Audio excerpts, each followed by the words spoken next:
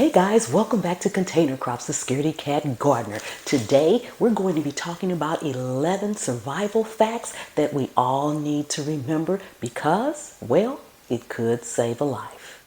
Show off your fantasy reality, whoa, that's yours, but I'll keep doing mine.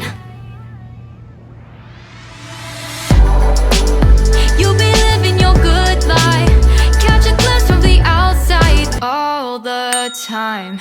Okay guys, we are back, and before we get started, if you are new to the channel, welcome. Thank you so much for stopping by. Take a second and subscribe to the channel. Turn on that notification bell so you won't miss anything. Okay, number one. If you're ever stranded in the cold or temperatures have dropped down and below freezing or where you're going to be stuck for a while, it's best to be a little bit colder than to warm up and sweat, because sweat can freeze and it may take you into a hypothermic state real fast. So remember that it's best to be colder than sweat. Now, most people are familiar with the fact that you can eat dandelion leaves, but did you know the entire plant, the flower, the stem, the leaves, and the roots are edible? They grow just about everywhere. So if you find yourself in a situation and there's dandelions around, go for it. Okay, number three.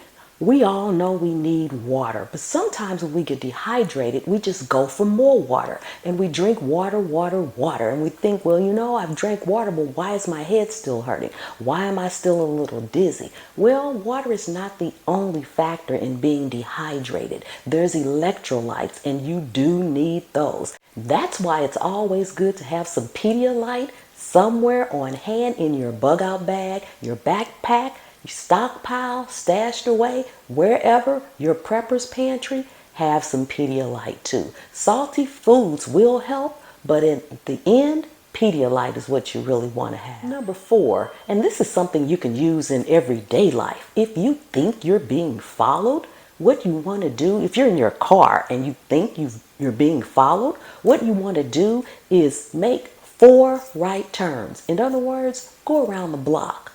Make a right turn, maybe even go 2 blocks. Make another right turn, go another 2 blocks. Make a right turn and do it again. If you end where you began and that same vehicle is behind you, it's probably about a 95 to 99% chance that you are being followed. And in that case, if you have your cell device, that's the time you need to call for help. If you can't call for help, your battery is low, your phone is dead, you don't have your phone with you, then you go to the nearest facility for help. Now, me personally, I would not go to the police station because, first of all, there's nobody outside. There's probably nobody around. They're all inside. And if I go there and start blowing my horn, they're probably going to come out ready, set, go. And that situation can turn the wrong way really quick. I personally would go to a hospital, the emergency room. They all have that roundabout in the emergency room. And if you go to a hospital emergency room and you start blowing your horn, they will come out because they're going to assume there's an emergency and someone needs help. This one is good for everyday life too, as well as serious survival if shizzy hits the fizzy. But if you are dehydrated, or not even dehydrated, but overheated, I should say, and you feel like you're going to pass out and you have all those symptoms, you want to get some cold water and apply it to your forearm. Ice pack would be ideal, but cold water or ice pack to your forearm. Where's your forearm? That's right here. You want to apply it right here. It will take effect almost immediately. That's an old farmer trick. And guess what, guys? It really works because I've done it before. Moving on to number 6. It's advisable that you carry a whistle with you all the time. Why? Because if you're in distress, you have an emergency, that whistle will blow further and louder than your voice can carry. And the SOS for a whistle is 3 short blows, 3 longer blows, then 3 short blows. Pause and repeat.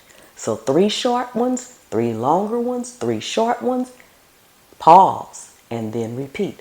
That's your SOS signal. Okay, number 7. Now in an emergency, you probably will not be on an elevator or taking an elevator up or down. But should you ever be in an elevator and you feel threatened or you feel a sense of urgency to get off of that elevator, always remember the start button is the floor that's going to take you to the exit fastest. That's the button you always want to press to get out of that elevator and to get outside quickly. In the wintertime, number 8, in the wintertime, it's always advisable to keep a blanket, a large wax candle, some matches, and an unopened water bottle in your car.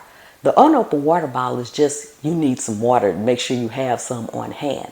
But that wax candle, if you wrap yourself in the blanket and light that candle, it'll keep you warm enough. It'll keep the car inside warm enough for you to survive. Number 9. Now this is another one that you can use and should be using on a daily basis because there is so many things happening, places and being shot up. People are coming into places and doing things.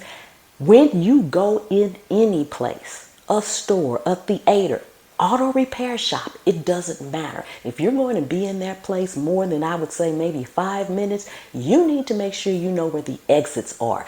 Do not assume that you can go out the same way you came in. So know your exits and know that you can get there. And if you're going to be in a place any amount of time and you can't find the exits on your own, you need to ask someone. Number 10, when you're building a shelter, say you had to bug out and you're out here, you need to build a shelter and it's cold outside, don't forget bedding. And when I say bedding, you need something up under you between you and the cold ground because you can lose body heat laying directly on a cold ground. So you want to buffer yourself so that you won't lose any body heat while you sleep. Okay, and this last one is actually one of my favorite ones because I didn't even know one of these items until recently myself. Starting a fire. A lot of us already know that you can start a fire with tampons, you can dip cotton balls in petroleum jelly, aka Vaseline, you can use the lint the dryer lint. You can use dryer lint, but the one thing that you can also use to start a fire: potato chips, Fritos, corn kernels, any of that. It has enough fat and oil in it to start a fire, and it only takes a handful. So keep you some chips on hand, y'all. I'm just saying. Okay, guys, that's going to do it for today. That's 11 survival facts that I think we all need to remember. There's hundreds of more. But these are just some that caught my attention recently, and I thought, let me share this with you all. I knew of most of them except for that last one with the potato chips. So there's always learning that we can do. We need to make sure that we constantly are adding to our survival list, constantly adding to our knowledge. So thank you so much once again for coming and hanging out with me today. I really do appreciate each and every one of you guys. Don't forget to subscribe to the channel. Give the video a thumbs up, leave me some comments, and do me a big favor, share it out. That's another part of survival, is sharing it out, making sure everyone that we know, family, friends, and foes, has this information. And until next time, remember, in time of peace, prepare for war. You'll be living your good life. Catch a glimpse from the outside all the time.